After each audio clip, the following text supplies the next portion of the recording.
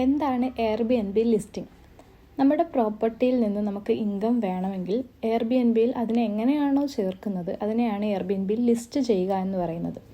Example, ഇപ്പോൾ എൻ്റെ വീട്ടിലെ ഒരു റൂമാണ് എനിക്ക് എയർബിഎൻബിയിൽ ചേർക്കേണ്ടതെന്നുണ്ടെങ്കിൽ ഞാൻ ആ റൂമിനെ ഫോട്ടോയൊക്കെ ആഡ് ചെയ്ത് ഡിസ്ക്രിപ്ഷനൊക്കെ ആഡ് ചെയ്ത് ഗസ്റ്റുകൾക്ക് ബുക്ക് ചെയ്യാൻ പറ്റുന്ന രീതിയിൽ എയർബിഎൻബിയിൽ ചേർക്കുന്നതിനെയാണ് എയർബിഎൻബിയിൽ ലിസ്റ്റ് ചെയ്യുക എന്ന് പറയുന്നത്. ആ ഒരൊറ്റ കാര്യത്തെ എയർബിഎൻബി ലിസ്റ്റിംഗ് എന്ന് പറയുന്നു.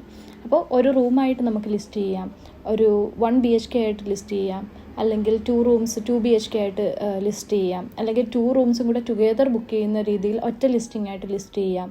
അപ്പോൾ പല രീതിയിൽ അതിൽ ഡിസ്പ്ലേ ചെയ്യുന്നതിനെയാണ് എയർബിഎൻബി ലിസ്റ്റിംഗ് എന്ന് പറയുന്നത്. ഗസ്റ്റുകൾ അവരുടെ നീഡ് അനുസരിച്ച് എയർബിഎൻബിയിൽ ഒരു ലൊക്കേഷനിൽ സെർച്ച് ചെയ്യുമ്പോൾ അവർക്ക് ഡിസ്പ്ലേ ആയി വരുന്നതിനെയാണ് എയർബിഎൻബി ലിസ്റ്റിംഗ് എന്ന് പറയുന്നത്. അതിൽ ഫോട്ടോസ് ഉണ്ടാകും, ഡിസ്ക്രിപ്ഷൻ ഉണ്ടാകും, ലൊക്കേഷൻ ഉണ്ടാകും, റിവ്യൂസ് ഉണ്ടാകും, ഒരു ദിവസത്തെ പ്രൈസ്, അങ്ങനെയുള്ള ഒരുപാട് ഡീറ്റെയിൽസ് അതിലുണ്ടാവും.